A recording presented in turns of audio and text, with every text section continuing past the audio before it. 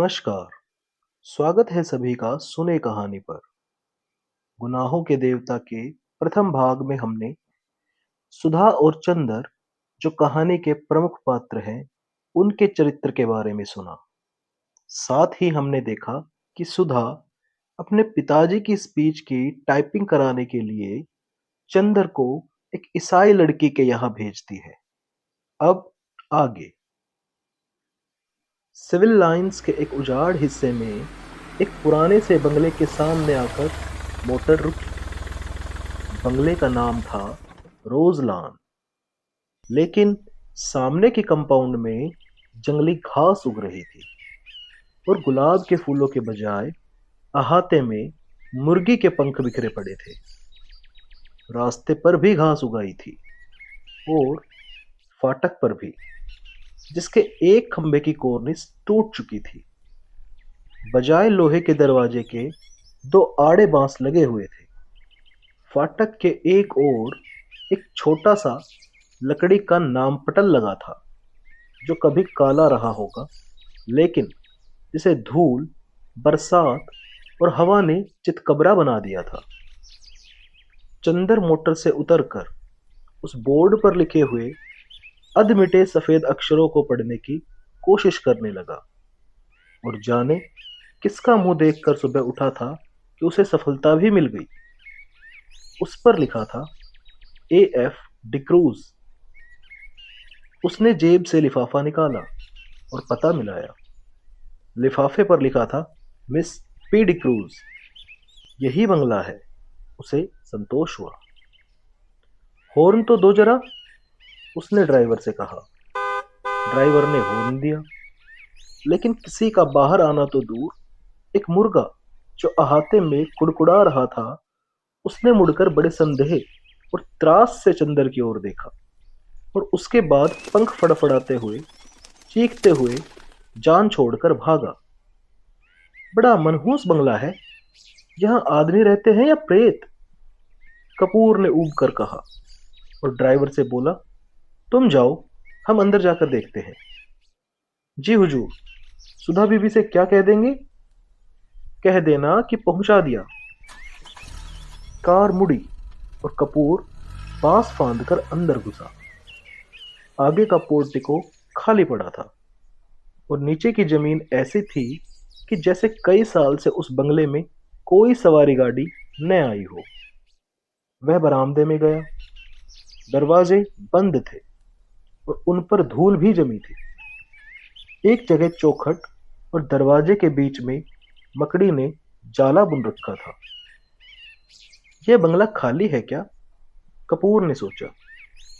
सुबह 8:30 बजे ही वहां ऐसा सन्नाटा छाया था कि दिल घबरा जाए। आसपास चारों ओर आधी फरलांग तक कोई बंगला नहीं था। उसने सोचा, बंगले के पीछे की ओर शायद नौकरों की झोपड़ियां हों।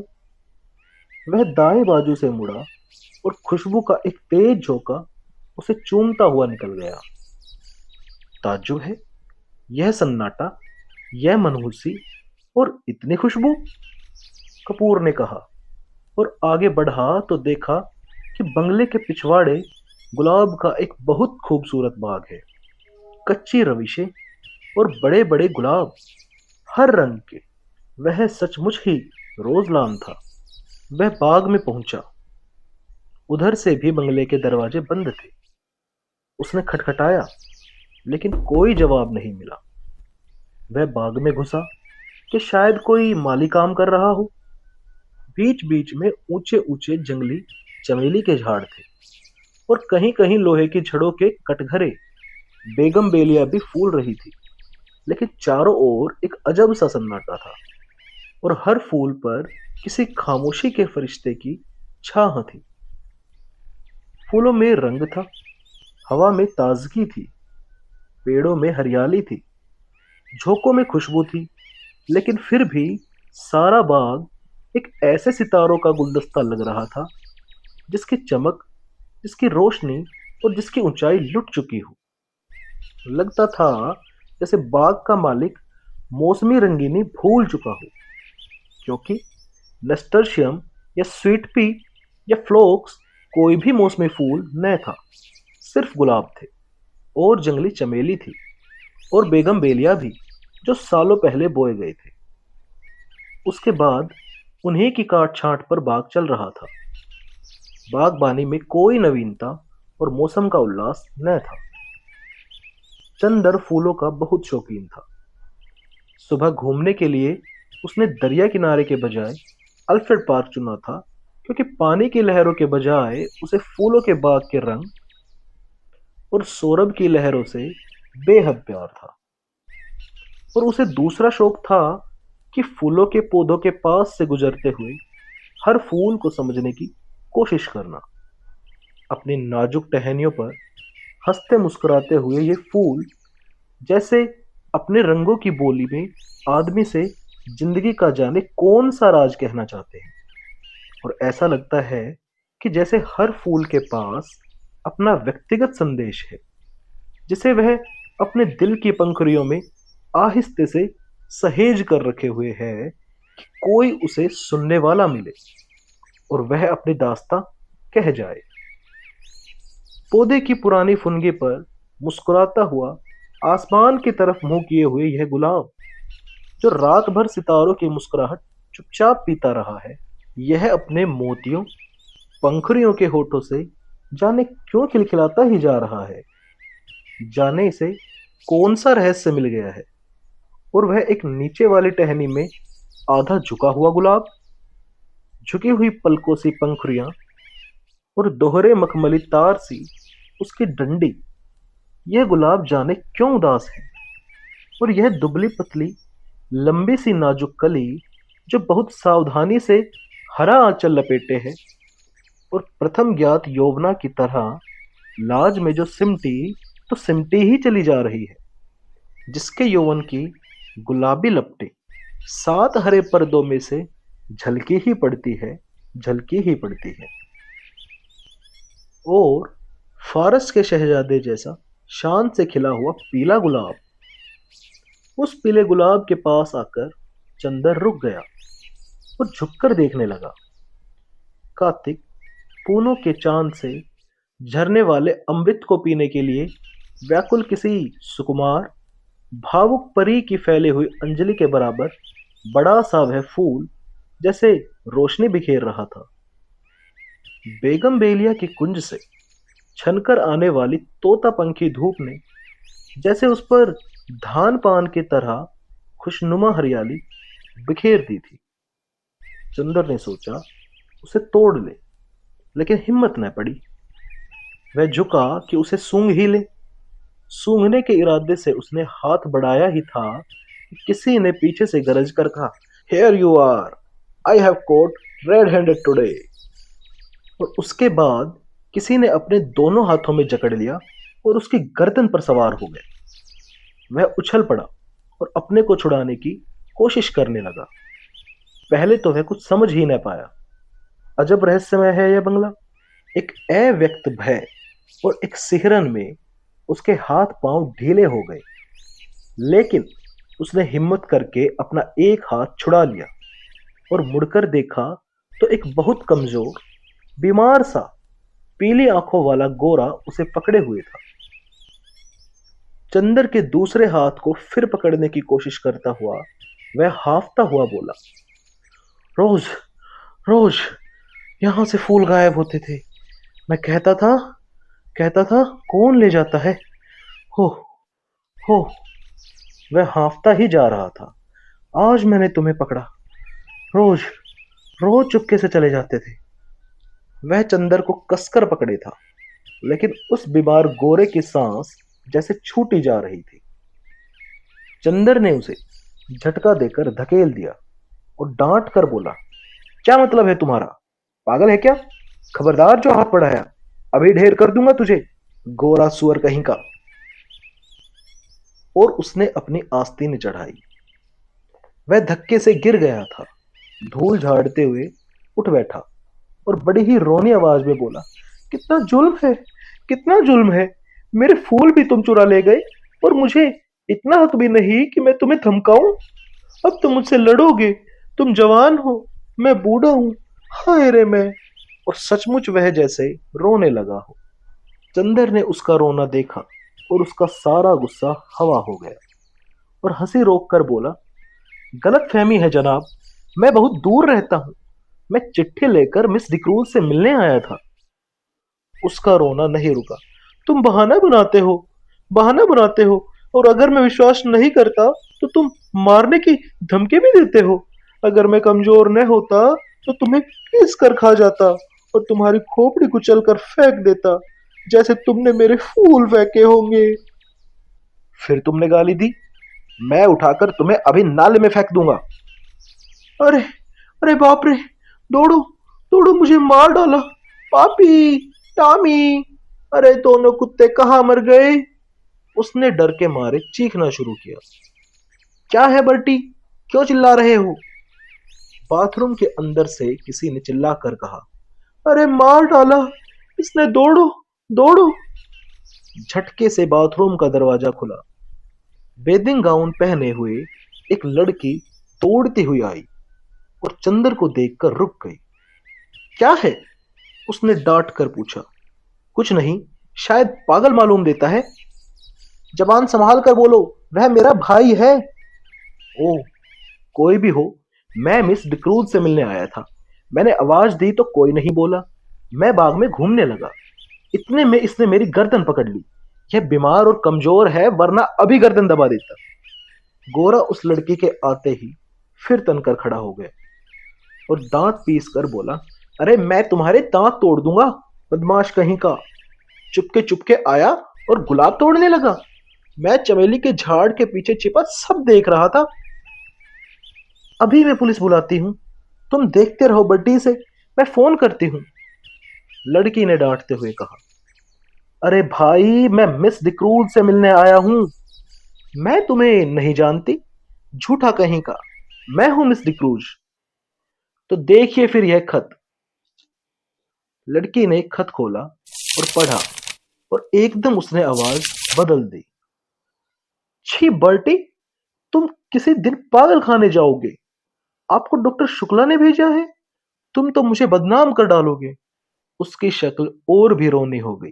मैं नहीं जानता था, मैं जानता नहीं था, उसने और घबरा कर कहा। माफ कीजिएगा, लड़की ने मीठे स्वर में साफ हिंदुस्तानी में कहा। मेरे भाई का दिमाग जरा ठीक नहीं रहता। जब से इनकी पत्नी की मौत हो गई, इसका मतलब ये तो नहीं ये किसी भले आदमी की इज्जत उतार ली। चंदर ने बिगड़ कर कहा।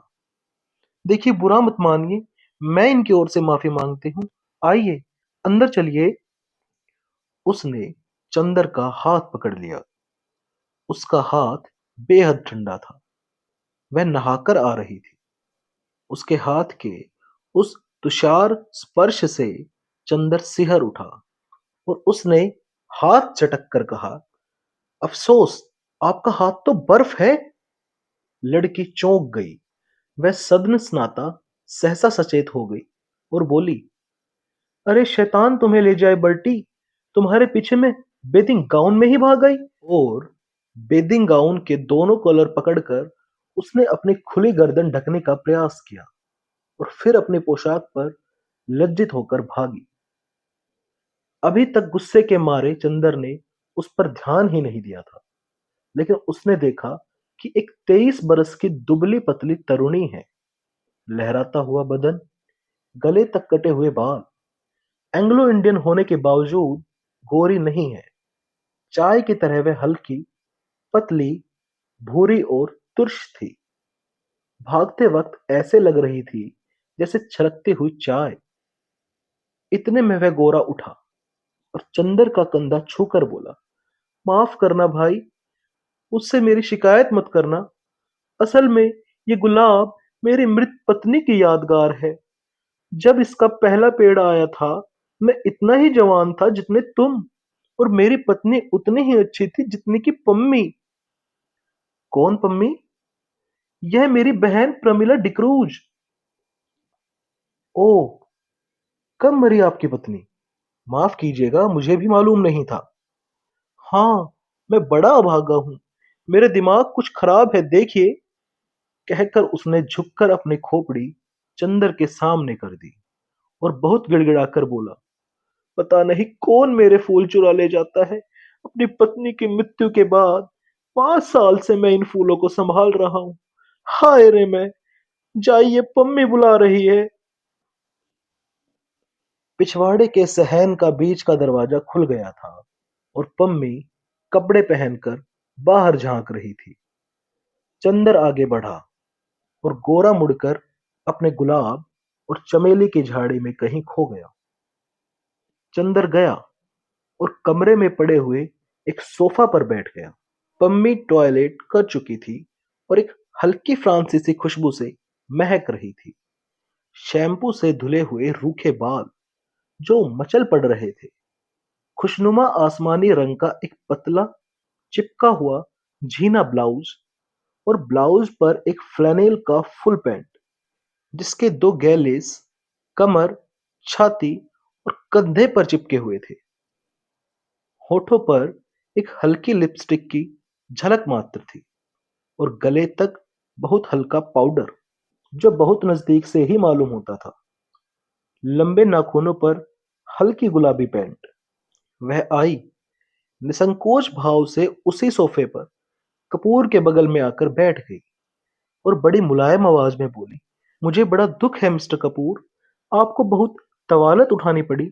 चोट तो नहीं आई कहीं? नहीं नहीं, कोई बात नहीं। कपूर का सारा गुस्सा हवा हो गया। कोई भी लड़की निसंकोच भाव से इतनी अपनायत से सहानुभूति दिखाए और माफी मांगे तो उसके सामने कौन पानी पानी नहीं हो जाएगा। और फिर वह भी तब जबकि उसके होठों पर न केवल बोली अच्छी लगती हो वरन लिपस्टिक भी इतनी प्यारी हो। लेकिन चंदर की एक आदत थी, और चाहे कुछ न हो, कम से कम वह यह अच्छी तरह जानता था कि नारी जाति से व्यवहार करते समय कहां पर कितनी ढील देनी चाहिए, कितना कसना चाहिए, कब सहानुभूति से उन्हें झुकाया जा सकता है और कब अकड़कर। इस वक्त जानता था कि इस लड़की से वह जितनी सहानुभूति चाहे ले सकता है, अपने अपमान के हर जाने के तौर पर। इसलिए कपूर साहब बोले, लेकिन मिस्टर क्रूज, आपके भाई बीमार होने के बावजूद बहुत मजबूत हैं। उफ, गर्दन पर जैसे अभी तक जलन हो रही है। ओहो, सचमुच मैं बहुत शर्मिंदा हूं। देखूं?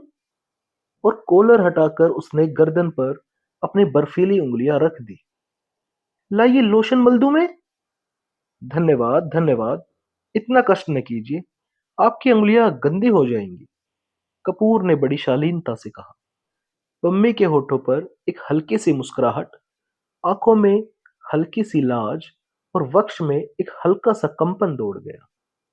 यह वाक्य कपूर ने चाहे शरारत में ही कहा हो, लेकिन कहा इतने शांत और संयत स्वरों में कि पम्मी कुछ प्रतिवाद भी न कर सकी। और फिर 6 बरस से 60 बरस तक की कौन ऐसी स्त्री है जो अपने रूप की प्रशंसा पर बेहोश न हो जाए। अच्छा लाइए, वह स्पीच कहाँ है जो मुझे टाइप करनी है? उसने विषय बदलते हुए कहा। यह लीजिए।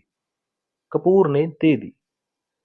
यह तो मुश्किल से 3-4 घंटों का काम है। और पम्मी स्पीच को उलट पुलट कर देखने लगी। माफ कीजिएगा अगर मैं कुछ व्यक्तिगत सवाल पूछूं, क्या आप टाइपिस्ट हैं? कपूर ने बहुत शिष्टता से कहा। जी नहीं, पम्मी ने उन्हीं कागजों पर नजर गड़ाते हुए कहा। मैंने कभी टाइपिंग और शॉर्ट हैंड सीखी थी और तब मैं सीनियर कैम्ब्रिज पास करके यूनिवर्सिटी गई थी। यूनिवर्सिटी मुझे छोड़नी पड़ी क्योंकि मैंने अपनी शादी कर ली। अच्छा, आपके पति कहाँ हैं? रावलपिंडी में आर्मी में हैं। लेकिन फिर आप डिक्रूज क्यों लिखती है? और फिर मिस? क्योंकि हम लोग अलग हो गए हैं ना। और स्पीच के कागज को फिर वह तह करते हुए बोली, मिस्टर कपूर, आप अविवाहित हैं? जी। और विवाह करने का इरादा तो नहीं रखते? जी नहीं। बहुत अच्छे, तब तो हम लोगों में निभ जाएगी। मैं शादी से बहुत नफरत करती हूँ। शादी अपने को दिया जाने वाला सबसे बड़ा धोखा है। देखिए, ये मेरे भाई है ना, कैसे पीले और बीमार से हैं। ये पहले बड़े तंदुरुस्त और टेनिस में प्रांत के अच्छे खिलाड़ियों में से थे। एक बिशप की दुबली पतली भावुक लड़की से इन्होंने शादी कर ली और उसे बेहद प्यार करते थे। सुबह शाम, दोपहर, रात, कभी उससे अलग नहीं होते थे। हनीमून के लिए उसे लेकर सिलोन गए थे। वह लड़की बहुत कलाप्रिय थी, बहुत अच्छा नाचती थी, बहुत अच्छा गाती थी और खुद गीत लिखती थी। यह गुलाब का बाग उसी ने बनवाया था और इन्हीं के बीच में दोनों बैठकर घंटों गुजार देते थे। कुछ दिनों बाद दोनों में झगड़ा हुआ। क्लब में बोल डांस था और उस दिन वह लड़की बहुत अच्छी लग रही थी, बहुत अच्छी। डांस के वक्त इनका ध्यान डांस की तरफ कम था, अपनी पत्नी की तरफ ज्यादा। इन्होंने आवेश में उसकी उंगलियां जोर से दबा दी।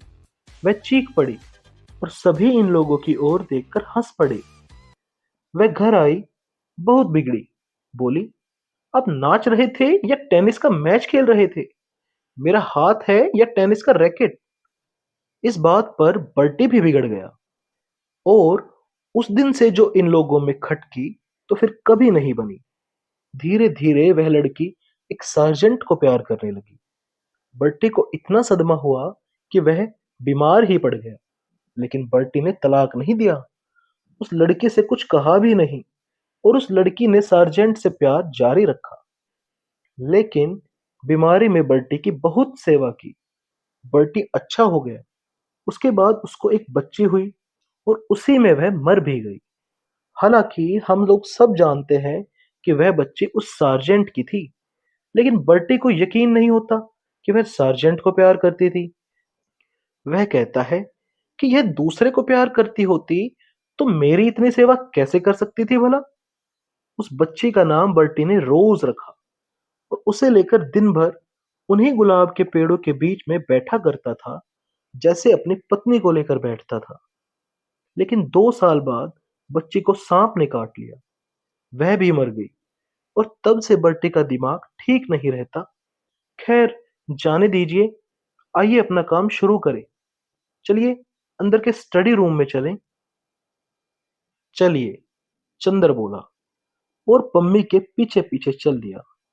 मकान बहुत बड़ा था और पुराने अंग्रेजों के ढंग पर सजा हुआ था। बाहर से जितना पुराना और गंदा नजर आता था, अंदर से उतना ही आलीशान और सुथरा। ईस्ट इंडिया कंपनी के जमाने की छाप थी अंदर। यहां तक कि बिजली लगने के बावजूद अंदर पुराने बड़े बड़े हाथ से खींचे जाने वाले पंखे लगे थे। दोनों कमरों को पार कर वे लोग स्टडी रूम में पहुंचे। बड़ा सा कमरा जिसमें चारों तरफ अलमारियों में किताबें सजी हुई थी। चार कोने में चार मेजें लगी हुई थी, जिनमें कुछ बस्ट और कुछ तस्वीरें स्टैंड के सहारे रखी हुई थी। एक अलमारी में नीचे खाने में टाइपराइटर रखा था। पम्मी ने बिजली जला दी और टाइपराइटर खोलकर साफ करने लगी। चंदर घूमकर किताबें देखने लगा। एक कोने में कुछ मराठी की किताबें रखी थी। उसे बड़ा ताज्जुब हुआ। अच्छा पम्मी, ओह माफ कीजिएगा मिस डिक्रूज। नहीं, आप मुझे पम्मी पुकार सकते हैं। मुझे यही नाम अच्छा लगता है। हाँ, क्या पूछ रहे थे आप? क्या आप मराठी भी जानती हैं? नहीं, मैं तो नहीं, मेरी नानी जी जानती थी। क्या आपको डॉक्टर शुक्ला ने हम लोगों के बारे में कुछ नहीं बताया? नहीं तो, कपूर ने कहा। अच्छा, ताज्जुब है, पम्मी बोली। आपने ट्रेनोली डिक्रूज का नाम सुना है ना? हाँ हाँ, डिक्रूज, जिन्होंने कौशाम्बी की खुदाई करवाई थी। वह तो बहुत बड़े पुरातत्ववेत्ता थे, कपूर ने कहा। जी वही।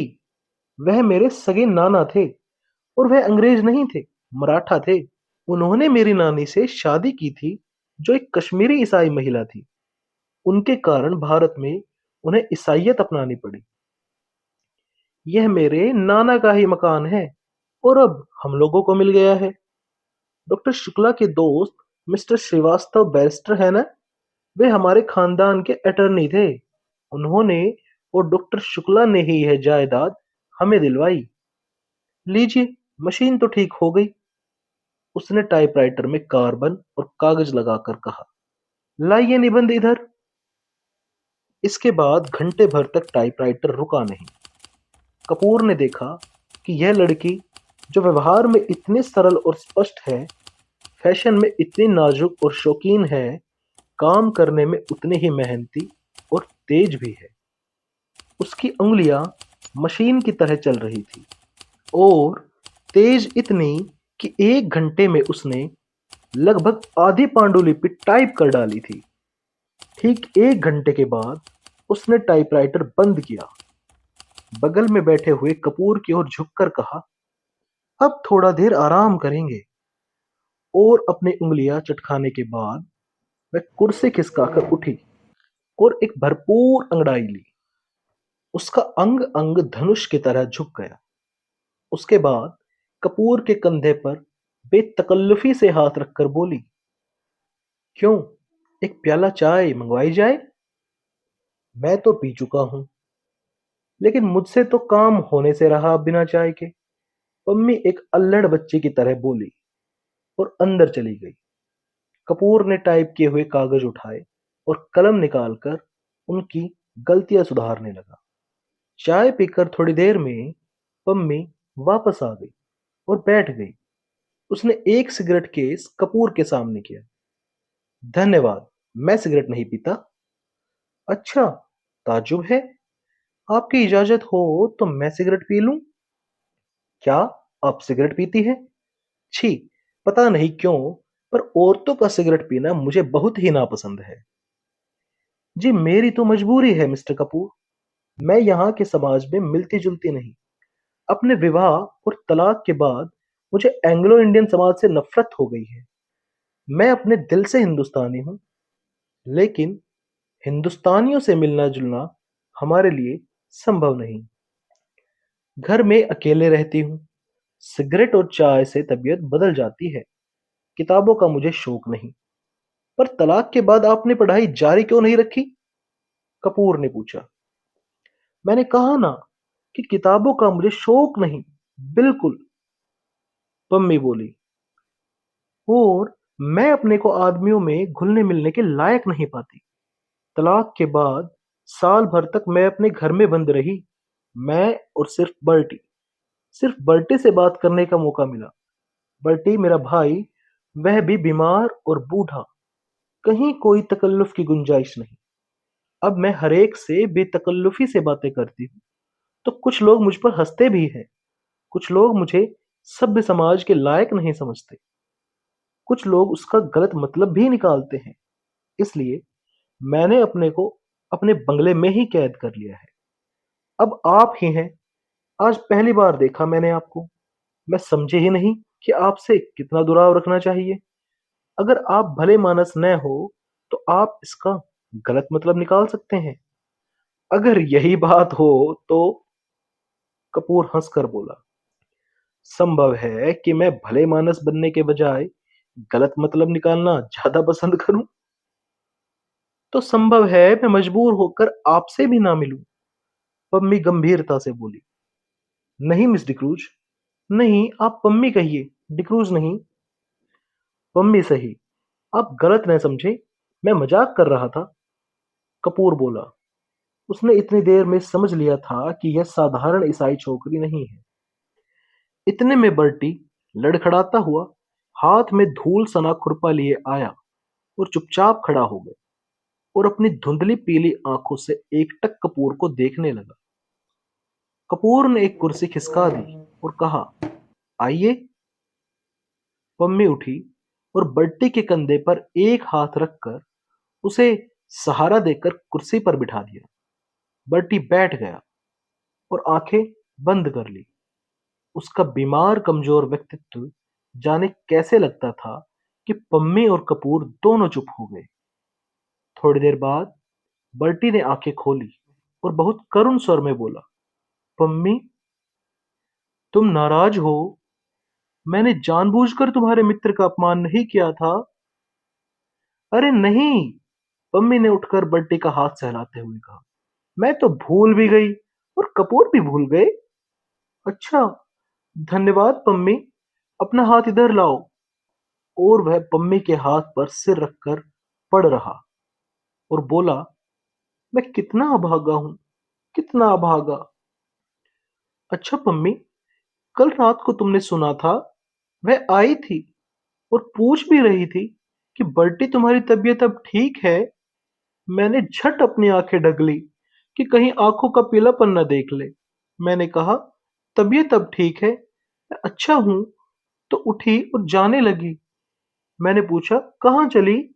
तो बोली, सार्जेंट के पास जरा क्लब जा रही हूं। तुमने सुना था क्या पम्मी? कपूर स्तब्ध सा उन दोनों की ओर देख रहा था। पम्मी ने कपूर को आंख का इशारा करते हुए कहा, हाँ, हमसे मिली थी वह, लेकिन बर्टी सार्जेंट के साथ नहीं गई थी। हाँ, तब? बर्टी की आंखें चमक उठी। उसने उल्लास भरे स्वर में पूछा। वह बोली, बर्टी के ये गुलाब सार्जेंट से ज्यादा प्यारे हैं। पम्मी बोली, अच्छा। मुस्कुराहट से बर्टी का चेहरा खिल उठा। उसकी पीली पीली आंखें और धस गई और दांत बाहर झलकने लगे। हम्म, क्या कहा उसने, फिर तो कहो। उसने कहा, ये गुलाब सार्जेंट से ज्यादा प्यारे हैं।